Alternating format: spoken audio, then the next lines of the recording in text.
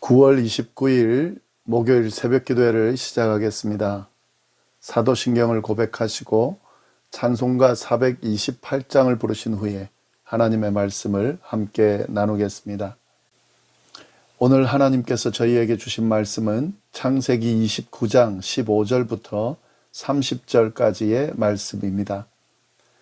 라반이 야곱에게 이르되 내가 비록 내 생질이나 어찌 그저 내 일을 하겠느냐. 내 품삯을 어떻게 할지 내게 말하라. 라반에게 두 딸이 있으니 언니의 이름은 레아요 아우의 이름은 라헬이라. 레아는 시력이 약하고 라헬은 곱고 아리따우니 야곱이 라헬을 더 사랑함으로 대답하되 내가 외삼촌의 작은 딸 라헬을 위하여 외삼촌에게 7년을 섬기리이다. 라반이 이르되 그를 내게 주는 것이 타인에게 주는 것보다 나으니 나와 함께 있으라. 야곱이 라헬을 위하여 7년 동안 라반을 섬겼으나 그를 사랑하는 까닭에 7년을 며칠같이 여겼더라. 야곱이 라반에게 이르되 내 기한이 찼으니 내 아내를 내게 주소서. 내가 그에게 들어가겠나이다. 라반이 그곳 사람을 다 모아 잔치하고 저녁에 그의 딸 레아를 야곱에게로 데려가매 야곱이 그에게로 들어가니라. 라반이 또 그의 여종 실바를 그의 딸 레아에게 시녀로 주었더라. 야곱이 아침에 보니 레아와 라반에게 이르되 외삼촌이 어찌하여 내게 이같이 행하셨나이까. 내가 라헬을 위하여 외삼촌을 섬기지 아니하였나이까. 외삼촌이 나를 속이심은 어찌 됨이니이까. 라반이 이르되 언니보다 아우를 먼저 주는 것은 우리 지방에서 하지 아니하는 바이라. 이를 위하여 7일을 채우라. 우리가 그도 내게 주리니 내가 또 나를 7년 동안 섬길지니라. 야곱이 그대로 하여 그 7일을 채우매 라반이 딸 라헬을 그에게 아내로 주고 라반이 또 그의 여종 빌하를 그의 딸 라헬에게 주어 시녀가 되게 하매 야곱이 또한 라헬에게로 들어갔고 그가 레아보다 라헬을 더 사랑하여 다시 7년 동안 라반을 섬겼더라. 아멘. 지금까지의 말씀을 보면 야곱이 드디어 외삼촌 라반의 집으로 들어가게 되었습니다. 라반의 환대를 받으면서 야곱이 그의 외삼촌 집으로 들어가게 되는데요. 아마도 야곱은 이제 아내를 얻을 수 있을 것이라는 희망을 가졌을 것입니다. 그런데 야곱의 희망과는 다르게 그가 한 달이나 라반의 집에 머물면서도 아내를 얻지 못했습니다. 그리고 한 달이 지나자 도리어 외삼촌 라반은 이상한 제안을 하게 됩니다. 15절 말씀인데요. 라반이 야곱에게 이르되 내가 비록 내 생질이나 어찌 그저 내 일을 하겠느냐. 내 품삯을 어떻게 할지 내게 말하라. 라반은 야곱에게 자기 집에서 일을 할 것을 제안합니다. 그러면서 품삯을 얼마나 주면 되는지를 묻습니다. 자신의 생질이라고 조카라고 아주 좋아했는데 도리어 생질이지만 품삯을 주면서 일을 하게 하겠다라고 이야기를 하는 거죠. 야곱을 대하는 태도가 완전히 달라졌습니다. 왜 그렇게 달라졌을까요? 지금 보통 이 신부를 구할 때에 신랑이 지참금을 가져오게 되는데 이삭의 아내를 구할 때 아브라함의 종이 지참금을 많이 가져와서 라반에게 주었거든요. 당연히 야곱도 지참금을 가져왔을 것이라 생각하고 그를 환대했던 건데 한 달을 지내다 보니까 야곱의 사정을 다 알게 된 겁니다. 지참금은 고사하고 도망쳐 왔다는 사실도 알게 됐습니다. 이러한 야곱의 상황을 알게 된 라반은 그 상황을 이용해서 도리어 야곱을 부려먹기 위해서 그런 제안을 한 것입니다. 야곱은 라반의 이런 제안을 어쩔 수 없이 받아들일 수밖에 없었습니다. 왜냐하면 그는 지참금이 없었고요. 그리고 라헬을 아내로 맞이하고 싶었기 때문에 라헬을 아내로 달라고 그럽니다. 그것을 품삯으로 쳐달라고 이야기를 합니다. 그를 위해서 7년 동안 외삼촌을 섬기겠다고 이야기하는데요. 아내를 얻기 위한 지참금으로 일을 해주겠다 그런 의미죠. 16절부터 그 내용이 쭉 나옵니다. 라반에게 두 딸이 있으니 언니의 이름은 레아요 아우의 이름은 라헬이라. 레아는 시력이 약하고 라헬은 곱고 아리따우니 야곱이 라헬을 더 사랑하므로 대답하되 내가 외삼촌의 작은 딸 라헬을 위하여 외삼촌에게 7년을 섬기리다. 예, 이렇게 이제 라반의 제안에 야곱이 승낙을 하게 되는 거죠.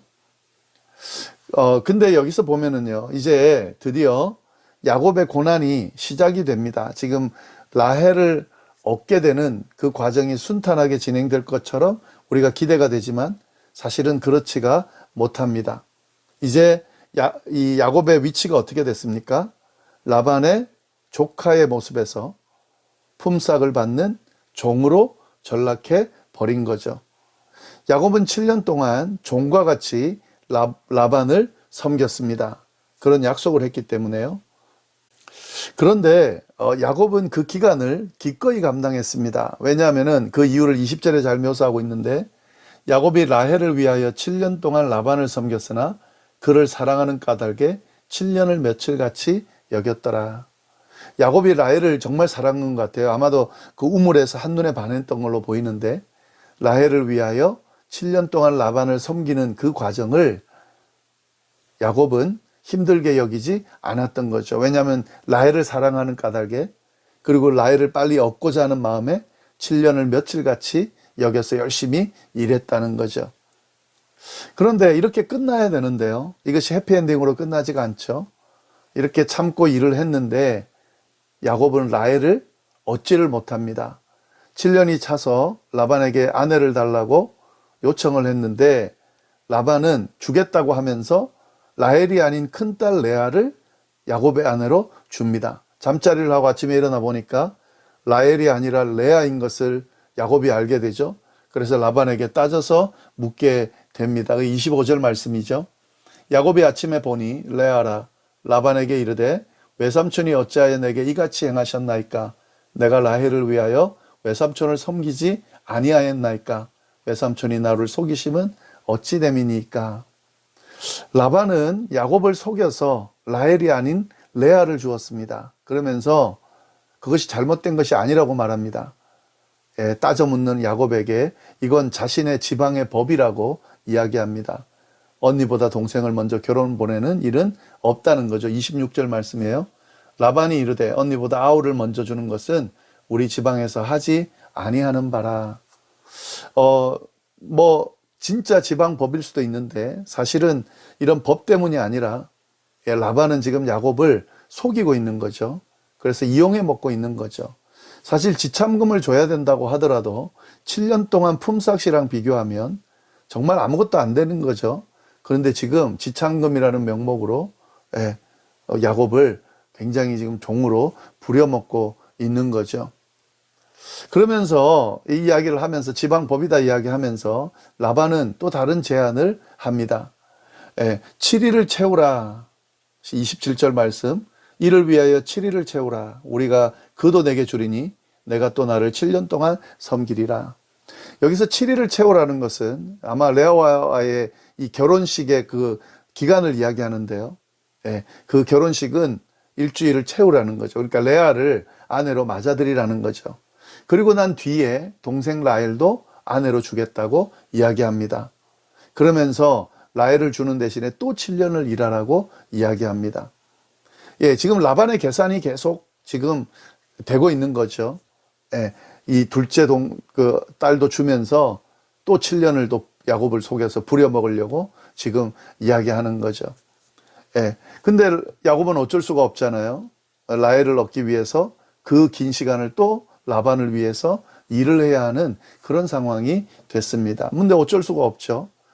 지금 돌아갈 수도 없잖아요. 고향으로 돌아갈 수도 없고 분명히 어머니 리브가가 사람을 보내서 돌아오게 할 것이라고 했는데 그런 사람도 보내지 않고 지금 계속 14년이나 되는 기간 동안 종처럼 지금 라반을 위해서 일을 하고 있는 상황인 거죠. 지금 이 모습을 보면 야곱은 이제 버림받은 그런 상황이 됐습니다. 그리고 거짓말로 인해서 이용당하고 있는 그런 상황이 됐습니다. 이것은 이 거짓말로 속이고 장자권을 뺏은 야곱의 그 잘못에 대한 대가를 치르고 있는 것으로 우리가 이렇게 볼 수 있는데요. 거짓말로 속이고 장자권을 뺏은 야곱이 똑같은 속임수를 라반에게서, 외삼촌에게서 당하고 있습니다. 속이는 자에서 속임을 받는 자가 된 거죠. 잘못에 대한 대가가 꼭 치러지게 된다는 사실을 오늘 말씀을 통해서 우리가 깨달을 수 있는데요. 네, 이 부분을 우리가 분명히 알아야 됩니다. 지금 우리가 하는 행동들에 대한 것은 반드시 그 대가가 따른다고 하는 사실을 우리가 좀 잘 기억해 하고 행동할 필요가 있겠습니다. 물론 지금 야곱은 자신의 잘못에 대한 대가를 치르죠. 예, 그의 고난이 시작이 된 거죠.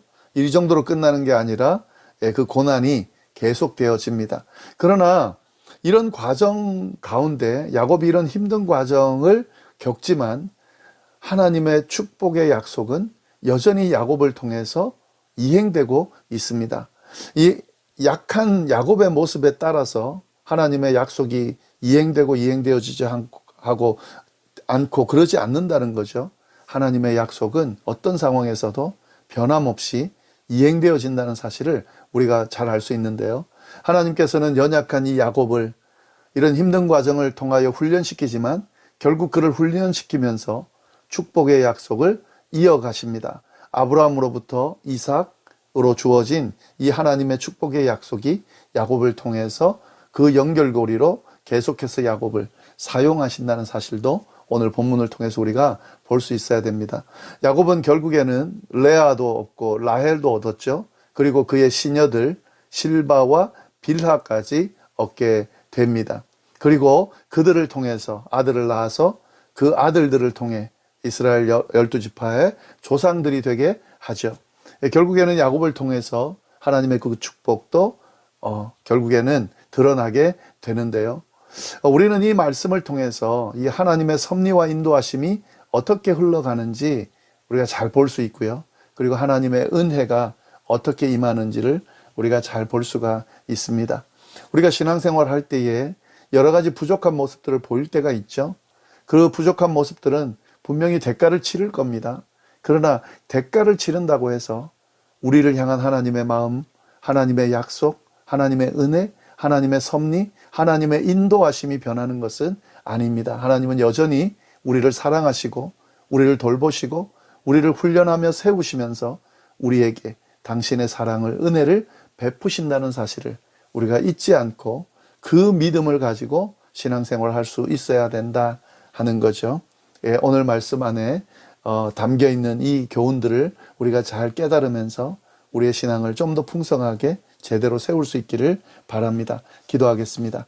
하나님 아버지 감사합니다. 귀한 말씀으로 오늘 하루를 시작하게 하시니 감사합니다. 하나님의 그 사랑, 변함없는 은혜가 우리에게 늘 임하고 있다는 사실을 우리가 잊지 않으면서 주님의 사랑 안에서 오늘 하루도 승리할 수 있도록 주여 인도하여 주옵소서. 그러나 우리의 행동 하나하나가 반드시 그에 대한 대가를 치른다는 것을 기억하면서 늘 우리 행동을 조심하면서 우리를 돌아보면서 그렇게 살아가는 우리의 삶이 되도록 인도하여 주옵소서. 감사드리며 예수님의 이름으로 기도드립니다. 아멘.